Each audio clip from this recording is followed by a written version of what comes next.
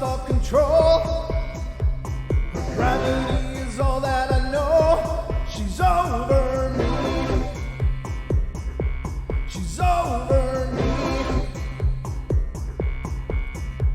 She comes me with her hypnotic dance. She holds me here with only a glance. She's over me. She's over me.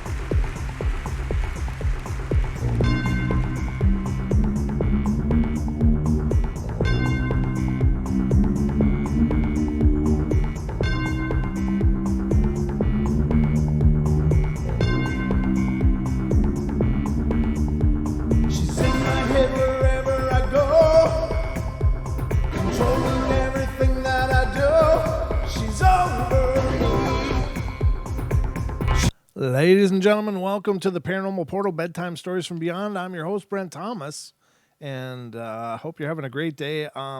First and foremost, I just stumbled onto this today, and it's kind of my own fault because I don't check it very often, but I want to say a very special thank you to Elaine Clifford. She donated to us, and it's just so amazingly humbling, and thank you so much, Elaine. That's so fantastically amazing and profound and unexpected, but really appreciated. Thank you so much for helping out. It definitely goes a long way for what we're doing and what we're trying to do. So I just wanted to put you right on the top of the list since it's been a few days. I didn't see it until today, but wow, it's just like boom. I opened the email, I'm like,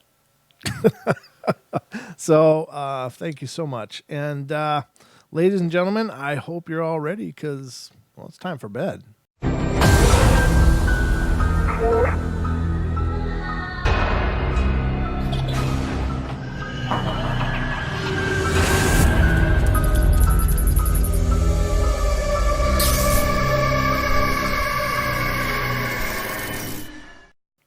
All right, we are here and we are all ready to go. This is the Bedtime Stories from Beyond, so I guess I better get to the stories, but hope you guys are doing great. It's been a fantastically busy day today. Oh, my God. But I got a lot of things done that had nothing to do with the shows, but had a lot to do with the rest of my life. So that makes the rest of my life happy, including my significant other. So I was a good husband today, I think, and a good daddy. So I did the best I could, but here I am. I'm still here with you guys and ready to burn what's left of the day away talking about some stories. And without further ado, I guess I shall get to some stories. Somebody today just left the most profane 3-worded comment on on yesterday's video. As a matter of fact, I was like, "What?" When I started doing this, I was like, how am I going to handle it when that happens? Because, I'm not, I don't know, overly sensitive, but if somebody's got a profound dislike for something, I always try to put my best foot forward on the shows, and sometimes you succeed, sometimes you fail. That's just the way it rolls, especially with live shows. There's no do-overs. It's just like, well, I did say that, or I did do that, and but I work real hard at that, and to have someone just come in and be like, "Blah," just puke right on the comments. I'm like, wow. So that was an interesting event as well. We don't see a lot of that, and I guess I take a lot of pride in that, or it's because we're just not big enough yet. There's always going to be some trolls out there just trying to pull it in and mix it up, and that's fine. I mean, I get it; it comes with the territory and stuff, but I just haven't seen a whole lot of that yet. So today was kind of one of my first, and it was pretty pretty like, wow, you socially challenged individual. All right, but anyway, I don't mean to go on about it. It is what it is. But I was going to say something else. I got a message from Bill. I think it's Bill House, and he was talking about this other channel, and I went over and checked that out today. And the other channel is Paranormal Central, and they got a video where they were out camping and got some really profound screams recorded, and it's pretty close and pretty profound. I think I'd never heard of the channel before today, but I did go over there and check it out. I like the channel. The channel does a really nice job, and so if you're into the paranormal, which you must be because you're here, then definitely go over there and check out Paranormal Central. They do a nice job. I can't, however, play their content on our show. I'm just not not going to do that. If they decide to give us permission to do that, or somehow would be okay with us sharing that, I don't, I'd be fine with it to let you guys hear what they recorded, but it's just as easy for you guys to head over there, check it out. They put a lot of effort into their show. They got this amazing setup for their production and stuff. It's really cool. He does a nice job. It starts out with him jamming on some keyboards and stuff. So he has like a rock concert at the beginning, and then he goes into the sitting down area after that, and it's really neat. I mean, they obviously put a lot of pride into what they're doing. And I think that's really cool because, and I'm not meaning to degrade anybody. There's a lot of people out there working really hard to make the best presentation they can because they're passionate about what they're doing. And some people just phone it in their underwear and a t-shirt on a webcam, and that's fine too. I mean, I'm not degrading them, but there's some shows that really stick out. It's like, wow, that guy spent some time, and he really wanted to put together something really fantastic. So I just wanted to give them props because I think they do a great job, and it was some really good audio they recorded. So again, that's Paranormal Central. I don't have a link to the actual show, but he's got a ton of them up there. I've only watched one, but I can tell the guy loves what he's doing, and he takes a lot of pride in it. So definitely, if you haven't already checked it out, go over there and check it out. Again, Paranormal Central on YouTube. So let's see. Our first story tonight comes from just looking at the comments. Yeah, you guys are piling in. That's awesome. Okay, the first one tonight comes from North Carolina. And Deb, speaking of Deb, I do want to say this Friday, of course, Deb will be on the show, providing readings to callers of the show. So if you're tuned in on Friday night between 7 and 9 p.m., and you'd like to get a free reading from Deb, then definitely tune in and give it a shot. I mean, she's just so really profound, and a lot of people have gotten back to us and saying, wow, that was really amazing. Thank you for having her on, and et cetera, et cetera. And it's honestly my honor because Deb does this, of her own kindness. She comes on the show and shares her, her gift, and has done a lot of really great things for a lot of really great people. So give it a call, but you got to call in during the show hours. If it does go late, the last couple times she's been on, we've gone into overtime on YouTube only. But Friday nights we are on the network, so it's on TFR Live, which is also broadcast on IFR or IFR, iHeart, TuneIn, and TalkStream Live on the Truth Frequency radio channels.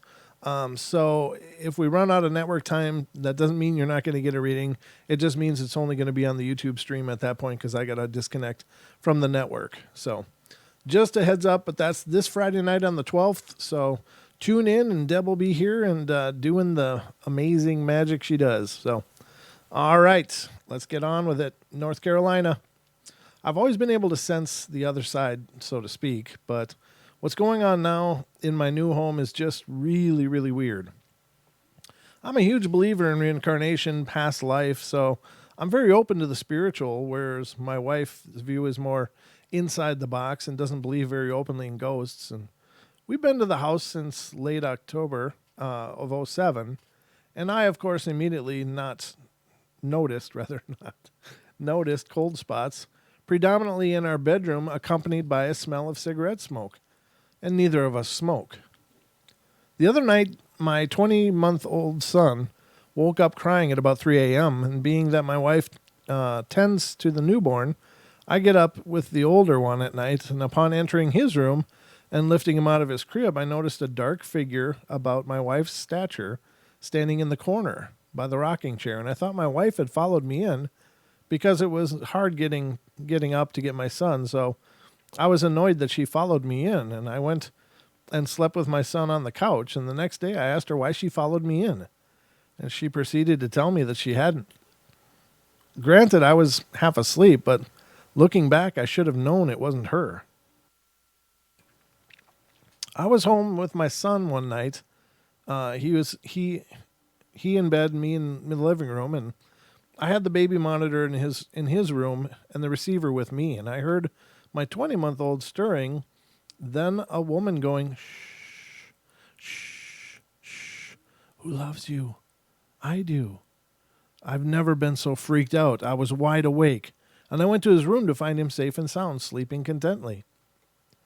Most recently, I had fallen asleep on the couch when I was awakened by what sounded to me like a rock hitting my living room window and a voice.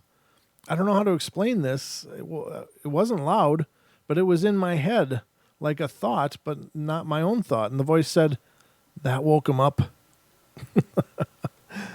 I work second shift, so 2 nights ago around 11:30, I'd come home and was watching television with my wife in the living room, and we both heard a loud bang come from my 20-month-old room. We both looked at each other and listened to see if he had woken, but heard nothing, so we played it off and continued watching television. Well, 5 minutes later, we hear this crazy carnival music coming from his room. And I, of course, jump up and creep down the hall to his room, peer in to see a jazz toy he has, which stands on 4 legs, lit up, playing the music. We've never heard it play before. Just as I peered in, it stopped. My wife was behind me in the doorway, and at this point, so I walked in and got my hands and knees to look at this toy and see if there's any reason why it had gone off, or to see if what we thought fell could have caused it. Nothing had fallen, and just as I got on my hands and knees to look at the toy, it went off again in my face. Oh, that's brutal. I checked the toy out, nothing visibly wrong. We had actually just replaced the batteries a couple of weeks prior, and we also have a CD player which plays classical music for him in his room, which after we left the room decided to up its volume so much as to overcome the sound of the TV we were watching in the living room. 2 nights after that incident, I came home and jokingly asked my wife if the ghosts were any bother to her while I was at work, to which she responded with a no. And after, it says ditting, but I think sitting is what he means. Sitting down, I noticed a sound coming from the back of the house, and I asked my wife if she had the humidifier in one of the kids' room on, or what that was left running, and she said she didn't have anything running. I walked down the hall to investigate, opened the bathroom door down the hall, and right before my eyes, the water was turned on full blast. I, of course, was a little ticked off because A, the water bill, and B, we're in a drought and what a waste. And to this, she got a little weirded out, and she told me that she had been back there after the kids were put to bed no more than a couple hours prior, and it was not on. Nor did she even touch the sink. So that's my story, and I've spoken with, it says White Buffalo, via email about the situation, and she thinks there are 3 beings in my home.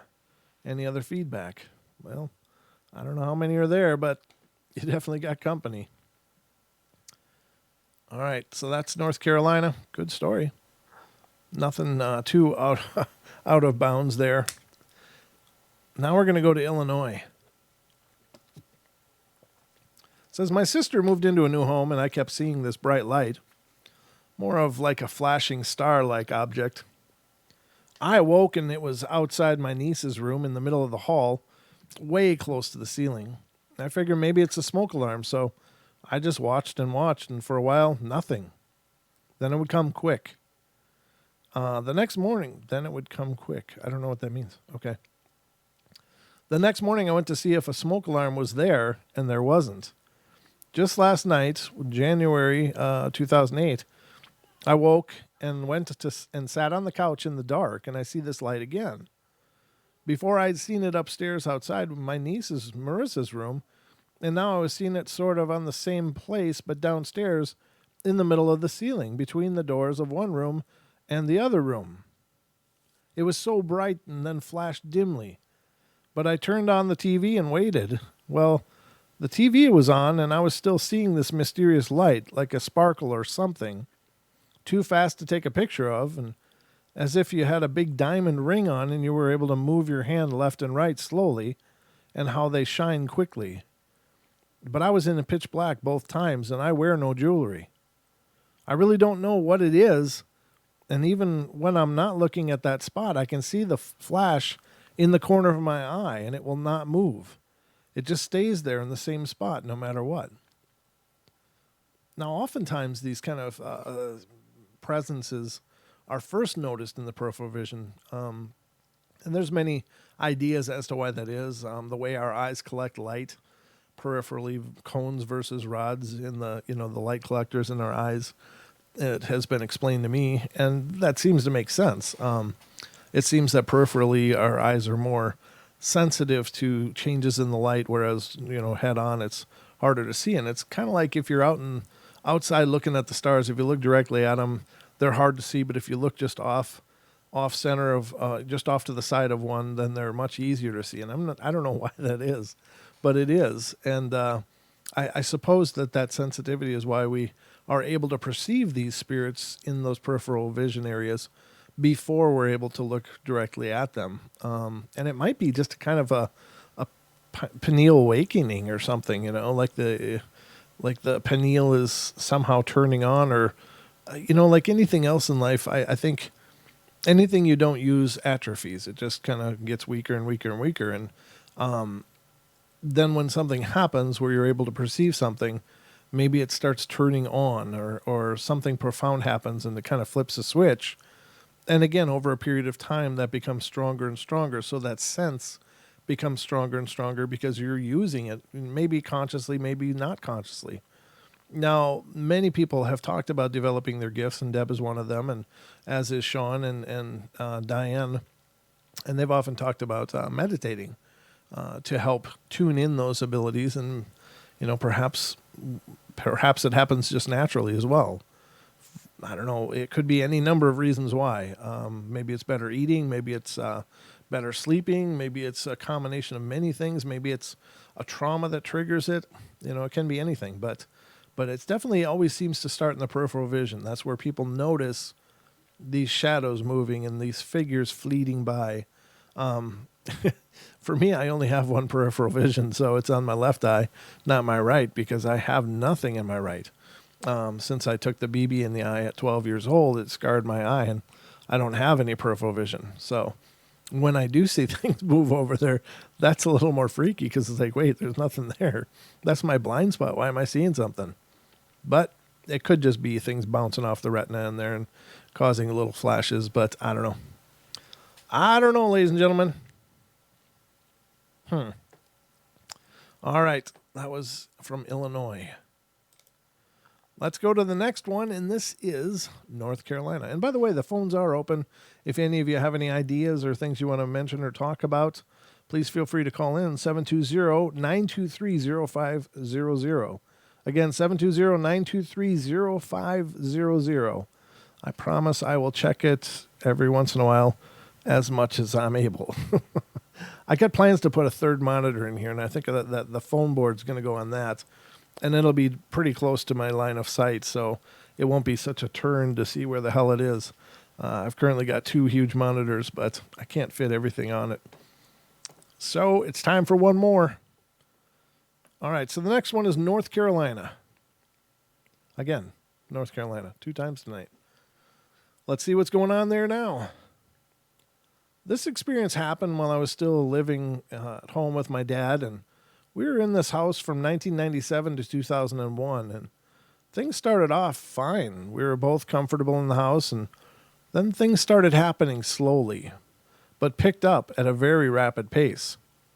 It all started when I would come home alone and downstairs watching the TV, I would hear the side door close and the footsteps walking from the kitchen down the hall to my dad's room. And thinking maybe my dad had come home from lunch, I would mosey upstairs to greet him, only to find the driveway vacant of any other car and no one in the house. I'll also mention that my sister was living with my mom and at the time, and would spend Wednesday nights and every other weekend with my dad, and we both had our own room. And after the whole footstep thing started taking place, my dad would make a random comment to me like, "Thanks for making your sister's bed," to which I would tell him that I didn't make it. My sister is a slob and would leave for school and not even touch the room. On other occasions, my dad would ask what I was doing in my sister's room because the sheets would be pulled back, and heck, why would I be in there when I have my own room? Here's where it starts to get even more interesting. My dad works for a big company, and sometimes he has to travel out of state. Well, this time he was about to head to California for a week, and to my surprise, he allowed me to stay in the house alone. I was 16 or 17 at the time, but while my dad was gone, things started to get very weird. My buddy from up the street would stay at my place because we would often get in late, and one night during that week, we were sitting on the table talking before heading to a friend's when he seemed transfixed on something. And I asked him what he was looking at, and he said that he kept seeing two balls of light whirling around the kitchen and then shoot into the wall. Orbs or something, and we decided to head out after that. Well, upon returning home a few hours later, pulling into the driveway, we both froze and looked at each other. Every light was on in the house, as well as every ceiling fan. Jumping forward to the end of that week home alone, my dad gets home and asks why I was in his room while he was gone. And I hadn't been, and honestly, I thought he would have locked his door since it was shut, and I had no reason to even go in there. The reason why he asked was because he had bought a pair of shoes and hadn't even taken them out of the box, just threw them in his closet, and when he got home and went to his room, the shoes were not only out of the box, but they were laced up at the foot of his bed. This is an awesome haunting. Are you kidding? It makes beds and preps his shoes. This is a great haunting. One day I was up the street with my friends and got to talking about all of this in front of his mom and their elderly neighbor who often came over. And well, this woman who had lived in the neighborhood told me reluctantly that a few years back, a family living there, which was comprised of a woman, her husband, and daughter, lived there. Excuse me. And apparently the woman had some mental issues. And one day after the father came home from work, this next part is graphic, so fair warning, if you don't like graphic stuff, turn down the sound, to find his wife in the closet with a dry cleaning bag wrapped around her head. She was dead when he arrived there. And I was, of course, a bit freaked out by this news, but figured as much that this was the explanation to what was going on in the house. Never once did I feel threatened in the house except for twice. That's a contradiction. Never once did I feel scared except twice. All right. One night I was laying in bed watching television when all of a sudden there was this banging sound. It started on my dresser and made its way all around the room and stopped by my head. At that point, right in my ear, a deep animalistic breathing, almost growling sound started happening. I said a prayer and asked to be protected by the white light, and it stopped. This happened once more downstairs while I was at the computer. The deep animalistic breathing sound coming from outside the computer room in the basement. And I was using AOL Instant Messenger talking with my friend up the road, and I told him what had just happened on there because I was so freaked out. And then it happened again, right behind my head. At this point, I jumped up and ran upstairs, out the door, and straight to my buddy's house. When I got there, he opened the door with a puzzled look on his face, and he asked me how I had gotten to his house so fast after just typing to him. He showed me the instant message that read from me, "Nah, man, I'm just messing with you. Everything's cool."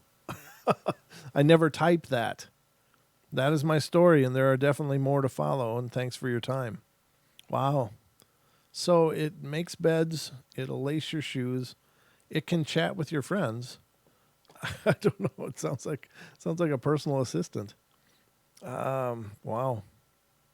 And this person does have several more, but I think we'll just continue for now. All right, the next one is just looking. Am I missing? Nope, I'm good. From Missouri or Missouri. I live in a large fraternity house on our school's campus, and next to it is this concrete walkway which connects the school's apartments and dorms and leads to all of the university buildings. This walkway is located about 75 yards up a hill from my house, and it's really heavily used. A lot of people walk on it, and big deal, it's a concrete walkway, and you're walking perpendicular to the walkway. You can continue walking uphill for another 50 feet or so on a path that leads to a gas station. And during opening week of school this year, I was walking up the hill to the gas station, and as I reached the top, I noticed out of the corner of my eye 3 people walking on the sidewalk, and they weren't there, though. Imagine you're almost positive that you saw something, but when you look directly at it, it isn't there. Well, here's where it gets weird. When I saw these people walking on the sidewalk, they appeared to me in flashes, like, say, if someone lit up a dark room with a strobe light only for a microsecond, and everything that it was lit up was in black and white. And there were 3 people in 3 flashes. And in each progressive flash, the people moved about the walkway. 2 of them were walking towards the tunnel that led to the dorms and to my right, and the other one was walking towards campus to my left. And they were wearing attire that looked to be from the 40s and didn't seem to notice that I was even there. The 2 that were there walking to the right were a girl, which I didn't make out clearly, and a guy wearing a leather jacket. And they weren't holding hands, but had their arms locked the way people did sometimes back then. The other girl was walking alone and had a long, curly, wavy hair that was almost flowing behind her, almost as though it was blowing in the wind. In the first 2 flashes, they were walking in opposite directions, yet in the 3rd flash, the single girl had whipped around and was staring at the couple. The look on her face gave me the sense that the guy had broken up with her and was now walking around, arms locked with some other girl. Now, I said this is where it gets weird earlier, but this is where it really gets weird. My buddy Alex claims to have seen the exact same thing, and it's weird because we're standing in different places, and it was at different times, and yet the people were in the same place, in the same spot. Alex was standing a bit further down the sidewalk and viewed the same thing. When I told him what I saw, he was like, "I wish you didn't say that because I saw the exact same thing." It's funny because we both had completely disregarded it, but he went into detail about what he had seen versus what I had seen, and some of the minor details didn't match up. We couldn't agree on which direction the couple was walking to or from the tunnel, and I distinctly recalled the single girl's hair being blonde, even though Alex told me that what he saw was in black and white. I think it's more worthwhile to call into point the things we did agree on, like where we saw them walking, what they looked like, how many flashes there were, their clothing, and the look on the single girl's face. It's funny sometimes the things we think we might have seen but aren't exactly sure of, and I generally don't like to speak of some of the weird things I see sometimes, but I think I can feel a lot more at ease when someone else tells me the exact same story. Yeah, and that sounds like a residual imprint kind of thing. I suppose it would be an emotional impact to see your ex walking with someone else if you aren't quite over it. That's harsh. All right, next one is Washington, or Washington. You ever hear people say "wash your hands"? I don't know. That's funny to me in my head, so I don't know. I got the microphone. You get to hear about it. I have a long history of seeing a black apparition prior to someone's death, but I've never seen this figure prior to the death of someone close to me until this time. Arriving to work one Friday morning, having just parked my car, I was busy gathering my belongings when I looked up and saw a dark apparition manifest directly in front of my vehicle. I could make out the gender and some facial details of this transparent being. Struck with fear, I could not look directly at it. I turned away, not really believing what I was seeing, and I had never seen this figure at such a close distance. My heart raced as my mind searched for an explanation. When I got the nerve to look up, it was gone. Knowing that I had previously seen this figure prior to someone's death, I tried to determine who it was that was about to die. My oldest brother Lou and his family were in town visiting, so I immediately jumped to the conclusion that it was he that would die. On Saturday, I received a call from my parents. It says from by my parents, inviting me to have brunch with my brother's family prior to their departure the following day, and fearing that this would be my last opportunity to spend time with my oldest brother, I agreed to join them. On Sunday, I received a call from my best friend Dave, asking me to join him in testing his son's go-kart that he just received from the shop, and he wanted to test it before allowing his son to drive it, and I explained to him that my brother was in town and that I had made some prior commitments, and I promised that I would call him immediately afterwards. Upon arriving home after having brunch with my brother and his family, my wife explained that Dave had been in an accident and told me that Dave's wife wanted me to call as soon as I got home. My heart dropped, and I feared the worst. When I called Dave's wife, she explained that Dave had been in a horrible accident and feared that he would not survive. I raced to the hospital, not believing what was happening, and we waited at the hospital until late that night, only to hear that my best friend had passed away. I wonder if I could have prevented Dave's accident if I would have guessed that he would be the one to pass away and not my brother. Yeah, that's tough. That's the tough part about premonitions like that, is if they're that vague. What do? You got knowledge something's going to happen, and what do? If you don't have it dialed in to the point where you know what it is and can maybe act on it, then it's almost torment. It's almost better not to know. I don't know. I guess you guys will have to tell me how you feel about that, but I don't know. If you have these forebodings and know that something horrible's coming, but you don't know what, you just got to wait for it to land, and then it lands and you got to deal with it. But it's not really the kind of thing where you can prepare for it or brace for it, because you don't know what it is that's coming. Yeah, that's harsh. I don't know. Is it better to have that insight, or would it be better not to? How do you guys feel about that? All right, going to Kansas now. I moved to a small town at the age of 15, and my mom had remarried to a very great man. And relocating in the middle of my sophomore year in high school was traumatic, to say the least.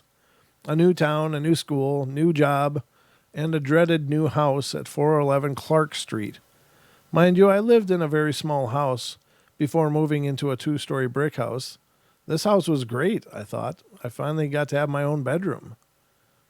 I picked the center bedroom upstairs between my sister's room to the right and my parents' bedroom to the left, and my brother slept downstairs, and we moved into this house in the middle of December 1983. It was a large 2-story brick house with 4 bedrooms, a living room, kitchen, and 1.5 baths, and the basement. When you walked in the front door, you entered into the largest room of the house, the living room. At the south end of the living room was a closet for storage. And although at this time of the year it was extremely cold outside, the closet was the coldest room in the whole house. This room remained freezing cold all year long. This type of cold was a bone-chilling cold. Cold, I can still feel the sensation from that room after moving out over 20 years ago. I remember my room with plain tan paneled walls, a single window, and a closet that connected mine and my sister's rooms together. Boring for the most part, my bedroom was located upstairs in the center of the house. It was summer of 1984, and I had a black and white TV. And I can remember it was a Friday night, and I had stayed home. Many of the kids in our hometown always partied on the weekends, but I chose to stay home this particular weekend. And I can remember this quite vividly because my mom would get after me to quit sleeping all the time and go out and do something. I had fallen asleep with the light off in my room and watching MTV, and I remember the light from the TV was quite bright, as my room was the smallest bedroom in the house. The video playing on the TV was Sister Christian by Night Ranger. That's a great song. I was awoken for some unknown reason at this time. I remembered opening my eyes and I couldn't breathe. I couldn't move. And looming over my bed was the darkest, most massive, black, unknown form I have ever encountered. I remember the air in the room was like a vacuum. There wasn't any air. I couldn't catch my breath. My body felt like it was strapped down on the bed, and I knew at this time I needed to move and move fast. I made myself sit up in bed, and I turned to the right, sitting on the edge of the bed, and began to have projectile vomiting of something red. Mind you, I had not eaten anything or drank that day before going to bed, but that had any type of red food coloring in it.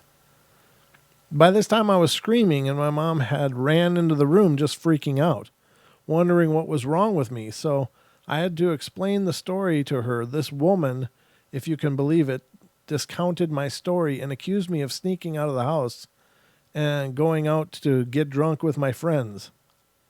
Wow. Much to her dismay, I had not left the house. My sister was a witness for me on this, and as she had been out that Friday night, and I never slept in that room again. I moved to the bedroom downstairs the next day, and I never even entered that room again. I graduated in 86, and moved away. Many strange occurrences continued to happen inside this home until I moved away in 1986. The house still remains there, although it has deteriorated some. Sorry. And many stories from different people who weren't even born at that time continue to come from this house. I've moved back to the area, and my local beauty salon is next door, and each time I go to have my hair cut, I always look up to that bedroom window. My beautician has told me a disturbing fact. When the town was founded, the local cemetery once existed where these houses now stand. The cemetery has since been excavated, and all the graves located outside of town. My old house and my beautician's house sat right in this general location. Yeah. If they move bodies, it doesn't mean they're moving souls or fragments of souls. I've thought about this a whole bunch, and I don't think that people probably get done with their life and they're just stuck there lingering by their body. There may be some form of attachment there, but it could just be some fragment of the soul that didn't transcend with the rest of it. I don't know, but it seems to me that it's something else. I don't know. Perhaps it's not even anything to do with the actual people that bodies rest there. Perhaps it's some other kind of mimic. It's hard to say. But, cemeteries are always great places to start your career of paranormal investigating. There's always something going on at a cemetery. Or so it seems. All right. Yes, Bob Dylan was incredibly popular at one point. For a couple of decades. Duke. All right. There's one. It's New York. Let's see what's going on there. It says, I suppose as a child I never liked thrillers. I wasn't interested in ghost stories, and I wasn't interested in the paranormal.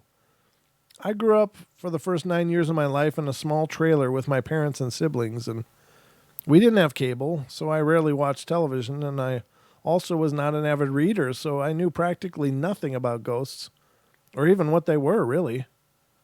When I turned 12, we had been living in our new home for about 4 years, and it was a new house, beautiful, and I adored it. And I'd also been getting strange feelings around the house.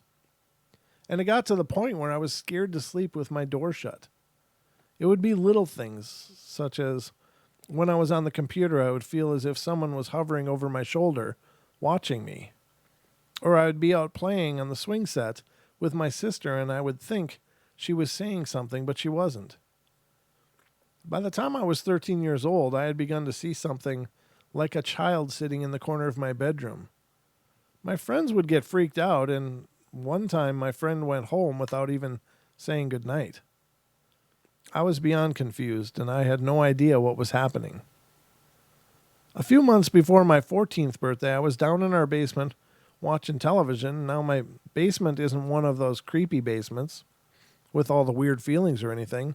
My basement is just a basement. I began to get a strange feeling, almost like someone had touched my arm to get my attention. When I looked around, I caught a glimpse of a small boy. I only told my best friend, Alloy, Alloy. Somebody's named Alloy. No, Cha-Cha, you're not changing your name. I only told my best friend Alloy about this, and she admitted to me that she already knew about it. I was surprised, and she told me that she had seen him before sitting in one of the corners of my room, but had thought it was nothing to worry about, and she didn't want to scare me. She told me that he was a young boy with blonde hair, and we kept quiet about it for months, only talking to each other about our experience with the little boy, and we nicknamed him Sammy. On my 14th birthday, however, I realized that something strange was going on. Sammy began to appear more and more often, always in my room, the basement, or in the kitchen, and I wasn't really scared because so far nothing had happened that would scare me, but I got startled easily, but being startled isn't the same as being frightened. I had a birthday party at my house that year, and it was a good 25 kids running around. The whole time I had a very strange feeling, and the most of the party was spent in the living room, and Alloy told me at one point during the party that she couldn't find one of the girls that had come. Reluctantly, I left the living room in search around for her, and I didn't want to leave everyone else because I felt like a rude host. When I found the girl coming down the stairs, however, she had a large grin on her face and seemed completely at ease. The weird feeling left. Several months later, I was at a slumber party with Alloy, the girl, and our friend Ray, and we were all lounging around on the floor sharing stories, and at one point I complained about my sister and mentioned how I was glad that I only had one brother and two sisters. The girl, I'll call her B, looked startled and inquired on if I had another brother, and Alloy and I had exchanged looks and told her no, the only brother I had was a year younger. And B went pale and frantically asked, "Are you sure? You don't have a little brother?" By now, Alloy and I had begun to fit the pieces together, and Alloy asked her to describe the boy. And B told us what he looked about 7 or 8 years old, with blonde hair, a shade darker than mine, with blue eyes that matched mine exactly. And she told us he was in a pair of old overalls, and she'd been talking with him during our party. And Alloy and I remained quiet, and Ray looked confused, and Ray told her, no, she doesn't have any little brother that age. And B looked confused enough to cry, and I had asked what she talked to him about. And B told us that she had gone upstairs to use the bathroom, and on her way back downstairs, the little boy was sitting on the steps watching her, and she had sat beside him and asked him how he was, and he smiled at her, and they both talked about his dinosaur toy, and that he was really happy that day. And B asked him if he was happy that it was my birthday, and he told her yes. B had left to go get a drink when she walked by me and wound up staying with the rest of us in the living room the entire time and didn't see the boy again. She had assumed my father had put him to bed.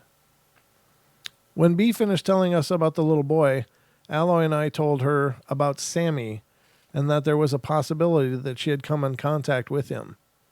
Years later, I still catch glimpses of him around our house, but nothing to the extent where I can fully see him like B has.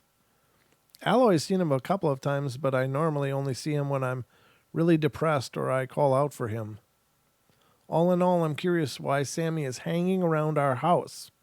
He doesn't seem to wish harm to anyone, besides one incident That happened last spring, so I can't help but wonder why he hasn't moved on.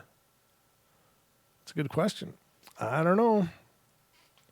That's a tough one. You know, the kids are the hard one for me. Like little children, and I don't understand it. I don't understand how there can be little children ghosts, and I don't think I ever will. I've heard some people explain what they thought, and I don't disagree with them. It's just I don't know. Children are beautiful. They're pure. They're innocent. They don't have that corruption that we get later in life, or the depravity, or the being jaded. They're just happy, and they want to be happy. That's just and little things make them happy, like just reading a book or snuggling or something. And so when they pass, why aren't they brought home? I don't understand.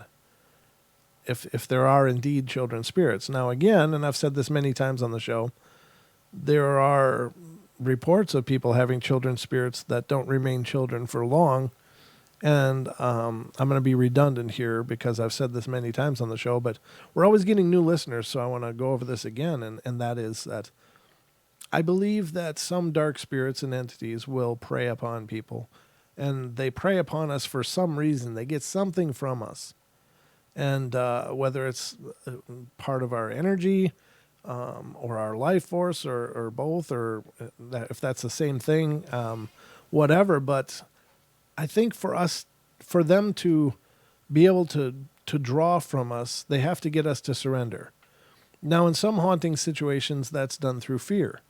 It's just constant barrage of fearful acts and feeling powerless and feeling helpless, and you become weak. Your aura is weakened with every surrender, because when you're afraid and when you submit to that fear, you become weaker, and so you become an easier target for them to draw from. Now, other beings seem to use the visage of a child, and if you are a normal human being, of normal mentality and normal psychology, we are nearly genetically programmed to want to help children. It's just, if a child is in need, our hearts just ache.